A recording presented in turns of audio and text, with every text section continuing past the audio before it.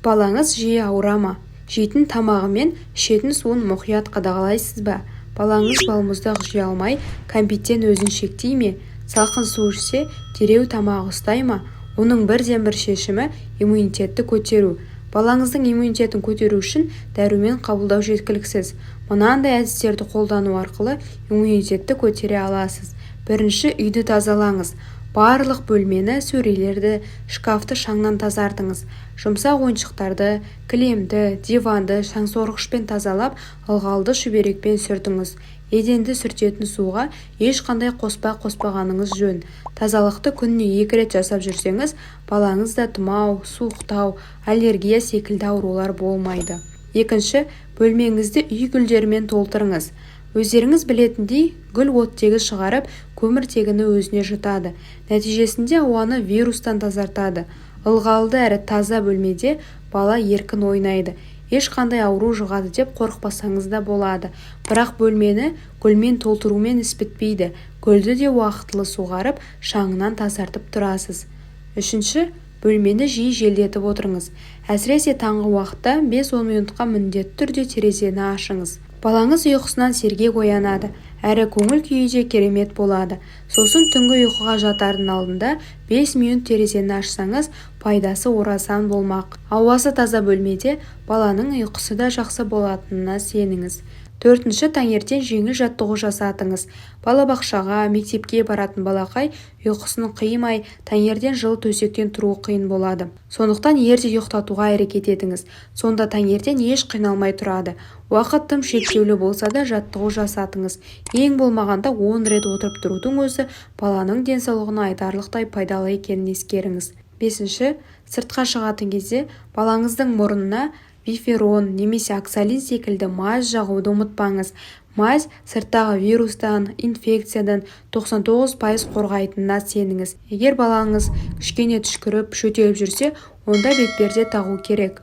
Алтыншы, балабақшадан, мектептен, жалпы сырттан келген кезде тамағын, мұрнын тұз суымен 1 стақан жылы суға 1 ас қасық тұз суын араластырасыз. Шаюын қадағалаңыз. Тұз суы мұрын, жұтқыншақ, ауыз қуысындағы вирусты әп-сәтте-ақ өлтіреді. Жетінші, балаңызды таза ауада жиі серуендетіңіз. Баланың дені сау болу үшін күніне кем дегенде 4 сағат таза ауада ойнау керек. Әрине, ауа райына қарай балаңызды сыртқа шығарыңыз. Қатты жел мен дауыл тұрмаса, қар мен жаңбыр балаға таза ауаға шығуға кедергі емес. Ендеше, түске дейін және түстен кейін 30-40 минут баламен бірге сіз де серуендеңіз. Таза ауа иммунитет қалыптастыратынын ескеріңіз. 8-ші, баланы қарама-қарсы душқа түсуге үйретіңіз. Бала салқын не ыстық судан шошымауы керек.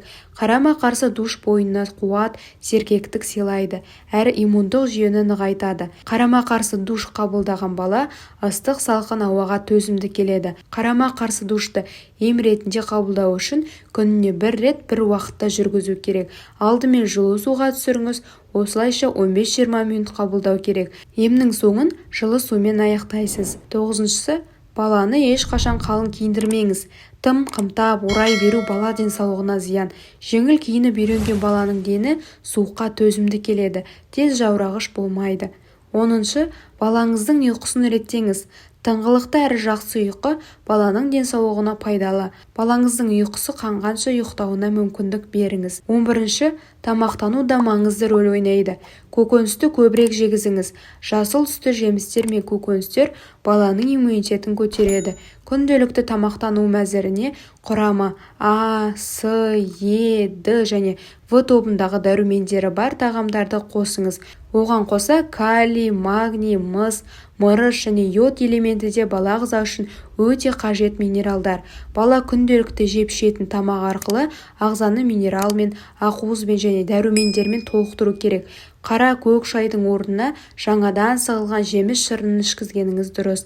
Әсіресе калий, магний элементтеріне бай итмұрын қайнатпасын үзбеңіз. Итмұрын иммундық жүйені нығайтатын ең күшті дәрі. Сосын баланы тамақ жеуге қыстамаңыз. Өзіне ұнаған тамақты жесін және мөлшерін де өзінің таңдауына беріңіз. Ал суды шектемеңіз. Жай судың орнына нәр су, морж, шырын ішуге де болады. 12-ші, бала стресс алмауы керек. Ол иммунитетті қатты әлсіретеді. Баланың еркелігін көтере алсаңыз ғана еркелетіңіз. Көпшілігіміз еркелікті шолжаңдықпен шатастырып аламыз. Ойындағы ойыншығын алмаған, қалаған тәтісін жей алмаған баланың жер тепкілеп жатқанын көреміз. Онысына еркелік деп қарайтын ата-аналар бар. Бірақ бұл еркелік емес. Тап осы жағдайда балаңыз стресс алды. Ол әрине денсаулыққа зиян. Сондықтан балаға бар мен жоқтың не екенін ұғындырыңыз. Ақшаңыз аз болса, баламен бірге базарға бармаңыз. 13. Суық тиіп жөтеліп немесе мұрнынан су аға бастаған балаға ингаляция жасаңыз. Ол үшін арнайы аппаратпен сұйықтық сатып алудың қажет жоқ. Ыдыстағы қайнаған суға қалампыр, қырмызы немесе бергамот қосып үстелге қойыңыз. Балаңызды жанына отырғызып, басын жақындатыңыз. Басына жылы орамал жабуды ұмытпаңыз. Ингаляция мұрындағы тыныс жолындағы, ауыз қуысындағы микробты, вирусты, бактерияны өлтіріп, аурудың алдын алады. 14. Егер балаңыз түшкіріп, мазасыздана бастаса, дереу аяқ-қолын жылы суға салыңыз. 5 минуттай осылай жылы оранып отыру керек. Сосын аяқ-қолын құрғатып, сүртіп, қыша себілген шұлық кигізіңіз. Осылайша жылы оранып жатса, бала терлеп, бойындағы суық шығады. 15. Гигиена сақтауы шарт. Балаға тазалықты бөпе кезінен үйреткеніңіз дұрыс. Әжетханадан шыққанда, сырттан келгенде, тамақтан алдын, тамақтан соң міндетті түрде қолын сабындап жуу керек. Әр тамақтанудың алдында осыны ұмытпауы керек. Жемісті де, көкөністі де алдымен салқын, сосын ыстық сумен жуып жесін. Таңертең және кешкі тісін тазалауды, бетін, мойнын жууды ұмытпасын. Негізі жаңағы айтқан ақпаратымда күнделікті қайталайтын жұмысымыз ғой дерсіз. Сондықтан да сіздің балаңыз 3 күн бойы балабақшаға барып, 10 күн үйде ем алып жатқан жоқ. Бірақ осыны жасамайтын балалар бар екенін ескерейік. Білгенімізбен бөлісіп, жиі ауыратын балалардың санын азайтайық. Ауруды дәрімен ғана емес, түрлі жолмен де ауыздықтауға болатынын біле жүрейік. Ақпарат ұнады деген ойдамын. Тағы да қандай тақырыпта ақпараттар күтесіздер, комментарияға жаза кетіңіздер. Егер каналға тіркелмеген болсаңыз тіркеліп, қоңырауша белгісін баса кетіңіздер.